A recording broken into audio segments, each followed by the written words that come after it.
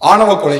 இந்த ஆணவ கொலைக்கு மட்டுமே உரித்தான ஒரு ஸ்பெஷல் பெர்ஸ்பெக்டிவ் என்ன அப்படின்னா, ரொம்ப முக்கியமா ஒரு குடும்பத்துடைய மொத்த கௌரவமும் ஒரு பொண்ணு கிட்ட இருக்குன்னு நம்புறாங்க. அப்ப நான் வளர்ந்த பிறகு லவ் பண்ணா என்னையும் இப்படி தான் அடிப்பாங்களா? உங்களால இப்படி பண்ண மாட்டாங்கடா. குடும்ப கௌரவம் மானம்னு சொல்லி எங்களை தாண்டா டார்ச்சர் பண்ணுவானுங்க. எத்தனை ஒரு பஞ்சாயத்தடா முடிச்சு வச்சு பாரு, நமக்காக அம்பட்டு போலும் பிள்ளை குட்டியோட வெயில்ல காத்து கிடக்குறாங்களே.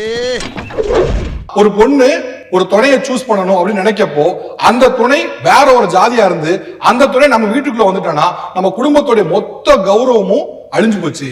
ஏன்டா ஆதி மனுஷனாவே இருக்கிறீங்க? கொஞ்சம் நாகரிக காலத்துக்கு வாங்கடா. நம்ம குடும்பத்துக்கு பெரிய இழிவாக கொண்டு வரா அப்படின்னு நம்புறாங்க. அந்த நம்பிக்கையின் பால்ல தான் இந்த கொலைங்கிறது நடக்குது. அவ்வளவுதான், லவ் பண்றாங்க, நம்ம வேற ஆளா என்ன பண்றது? ஒண்ணும் வீல திருத்த முடியாது. அவ்வளவுதான். எங்க பொண்ணுங்கள் எல்லாம் வந்து நாங்க சாமி மாதிரி பாக்குறோம், நாங்க எங்க வீட்டுல எல்லாமே அவங்க தான், குலதெய்வம் எல்லாமே அவங்க தான் அப்படின்லாம் சொல்லுவாங்க. ஹலோ, மரியாதையா பேசு. அப்படி வளர்த்த பெண்களை வெறும் சாதிக்காக பலி கொடுக்கிற சூழல் தமிழ்நாட்டுல இன்னும் நடந்துட்டு தான் இருக்கு. எவ்வளவு பெரிய கேவலம் தெரியுமா?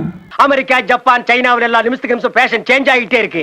அவங்க எல்லாம் தொழில எங்கேயோ போயிட்டு இருக்காங்க. நம்ம இந்த நக்கலு, கிண்டலு, பொத்தலு, ஜாதி சண்டை இதில் தான் முன்னேற்று இருக்கு. அந்த சம்பந்தப்பட்ட பொண்ணு தான் விருப்பப்பட்ட பையனை கல்யாணம் பண்றதுக்கான உரிமை இருக்கு பாத்தீங்களா, அந்த உரிமையை தான் ஃபர்ஸ்ட் கொலை பண்றாங்க. பசங்க பெத்தவங்களை நம்புறாங்க சார், பெத்தவங்க தான் சார் பசங்களை நம்புறது இல்ல.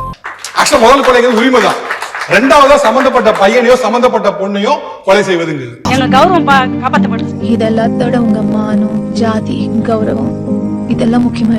நம்ம பசங்களை ஒரு கூலர் போட்டுட்டு ஷூ போட்டுட்டு நம்ம வீட்டு பெண்களை ஏமாத்திடுறாங்கன்னு சொல்லும் போது நமக்கு எவ்வளவு கோவம் வருது. மானங்கிறது என் உடம்புலயும் நான் போடுற ட்ரெஸ்லயும் இல்ல, நான் வாழ்ற வாழ்க்கையில தான் இருக்கு. அப்ப உங்க வீட்டு பெண்கள் மேல நீங்க என்னவா நினைக்கிறீங்க?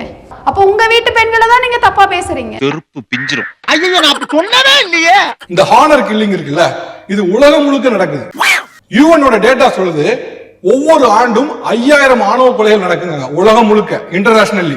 இது நேத்து இன்னைக்கு இல்ல, காலங்காலமா தொன்று தொட்டு நடக்கக்கூடிய ஒரு சம்பவம். இந்தியாவில மட்டும் 2017 இருந்து 2021 வரை 219 ஆணவ கொலைகள் நடந்திருக்கு இந்தியாவில் மட்டும். நாடு எங்க சார் போகுது? நாடு நாசமா போகுது.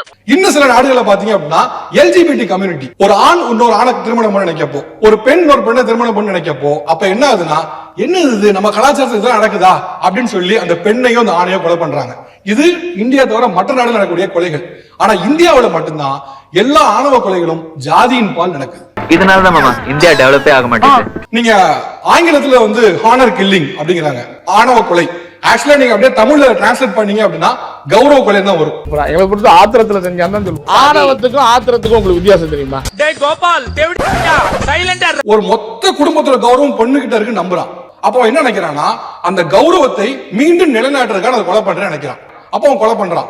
இப்ப அவன் அந்த கௌரவ கொலைன்னு சொல்றான். அது ஆணவம்னு எதுக்குங்க சொல்றீங்க? இவனை செருப்பு கழட்டி அடிக்கலாமா இல்லையா? செருப்பு இல்லைன்னா கூட பரவாயில்ல, கவலைப்படாதீங்க. யாராவது பக்கத்துல இருந்தாக்கா கழட்டி தாராளமா இந்த ஆட்களை அடிக்கலாம். அவன் அந்த கௌரவ கொலைன்னு சொன்னானா அவனை மண்டையில தட்டி இது கௌரவ கொலை இல்ல ஆணவ கொலைன்னு சொல்லணும். அது ஆணவம்னு எதுக்குங்க சொல்றீங்க? ஆணவ கொலைன்னு அது நல்லா கவனிச்சு பாருங்க. இந்த ஆணவ கொலை செய்தவர்கள்லாம் ஜெயிலுக்குள்ள போயிட்டோ இல்ல ஜெயில இருந்து வெளியே வரும்போது பாத்தீங்கன்னா பெரிய சுதந்திர போராட்ட தியாகி மாதிரி கையெல்லாம் கட்டி வருவாங்க.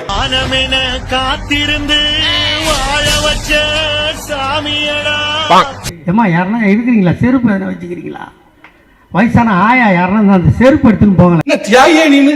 ஏதாவது போயிட்டு தியாகம் பண்ணியா? நாட்டு சுதந்திரம் வாங்கி கொடுத்த யாரு நீ? திருட்டு போயண்டா நீ ஒரு திருடன். கிட்ட சொல்ல நீ பண்ணது பேரு கிரைம், நீ ஒரு மர்டர். 3 கொலை அக்யூஸ்டவன். ஆனா நீ ஏதோ தியாகி மாதிரி கைய காட்டுறது, இவங்களுக்கு ஃபயர் வர விடுவாங்க சோசியல் மீடியால பார்த்தா. அதுக்கு 11 பேர் கொண்ட குழு இருக்காங்க. அவங்கள விழுக்கணும். ஒரு யுவராஜ பாத்துட்டோம், கண்ணுக்கு தெரியாத யுவராஜ் எத்தனை பேர் இருக்காங்க. அதுக்கு அதுதான் பயம். தம்பி, உன் மூஞ்சி எல்லாம் பார்த்தா ஏதோ இப்பதான் ஃபர்ஸ்ட் ஸ்டெப் எடுத்து வைக்கிற மாதிரி இருக்கு. இன்ஸ்டாகிராம்ல ரீல்ஸ் போடுறேன்னு வாழ்க்கையை தொலைச்சிடாதீங்க, அவ்வளவுதான் சொல்லுவேன். இவங்களுக்கு எல்லாம் ஃபயர் விடக்கூடியவங்க, அவன் பின்னால தலைவன் கொண்டாடக்கூடியவங்க இவங்க எல்லாம் இருக்காங்கல்ல, இவங்க எல்லாம் பொட்டன்ஷியல் கில்லர்ஸ். நாளைக்கு அவன் வீட்லயோ அக்காவோ தங்கச்சி யாரோ கல்யாணம் பண்ணா எப்ப அருவாளை தூக்குவான், எப்ப கத்திய தூக்குவான் யாருக்குமே தெரியாது. ஆனா வெதை நான் போட்டது. எனக்கு பயம் உண்மையிலே அதுதான்.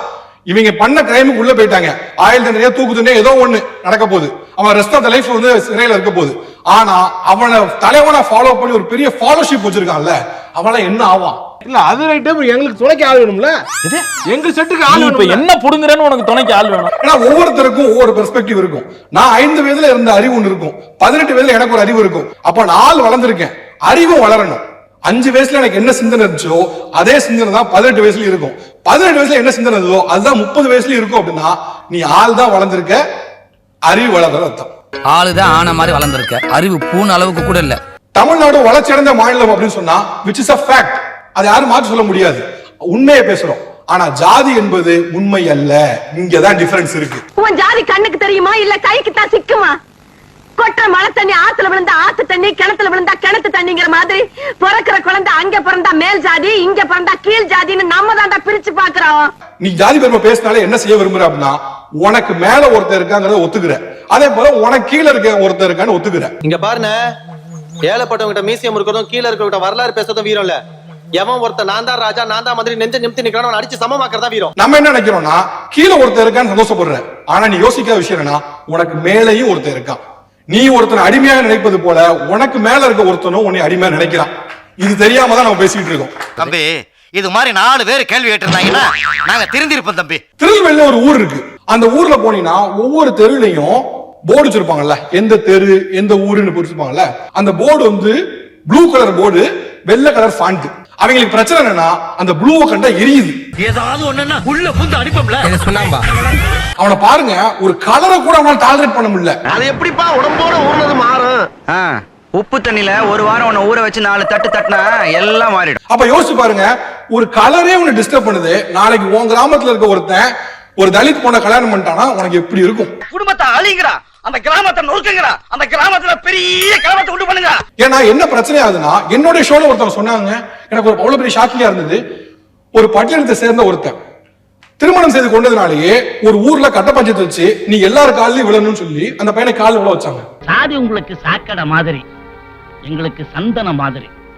சாதி விட்டு சாதி சம்பந்தம் பண்றது உங்களுக்கு சகஜம். ஆனா நடந்த பாதை மாதிரி கூட எங்களால நடக்க முடியாது மாப்பிள. ஏன்னா எங்க பரம்பரை அப்படி. என்ன பெரிய பரம்பரை. ஐயோ, அந்த லா ஃபைண்டிங் கமிஷன்லயே சொல்றாங்க, நீங்க அந்த கட்ட பஞ்சாயத்தை என்னைக்கு நிறுத்துறோமோ அன்னைக்கு தான் தீர்வு. நமக்கு தேவையானதை நம்ம தான் அடிச்சு வாங்கணும். ஆக்சுவலி இந்த ஜாதியோடைய ரூட் காஸ் எங்க இருந்து வருது அப்படின்னா இந்த கட்ட பஞ்சாயத்து தான். ஏன்னா அவர்களே மாறணும் நினைச்சா கூட, சம்பந்தப்பட்ட ஒரு அப்பாவும் அம்மாவும் மாறணும் நினைச்சா கூட இந்த கட்ட பஞ்சாயத்து விடுவதில்லை. இங்க எந்த சட்டமும் செல்லாது. நாங்க இருக்கிற வரைக்கும் நாங்க சொல்றதுதான் இங்க சட்டம். அதெல்லாம் 1901 இல்லாத வருஷத்துல, இப்போ 85. உங்க பிற்போக்குத்தனத்துக்கு முடிவு கட்டத்தான் நாங்க இங்க வந்திருக்கோம். ஸ்டார்ட் பண்ணு.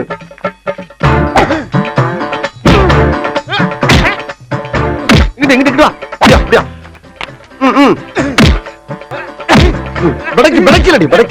மண்டல மட்டும் அடிச்சிடாத, குலக்கத்தில் உள்ள போயிருவேன். சரியா? உங்க வீட்டு பிள்ளையா நினைச்சு எல்லாரும் என்னை மன்னிச்சிருக்க.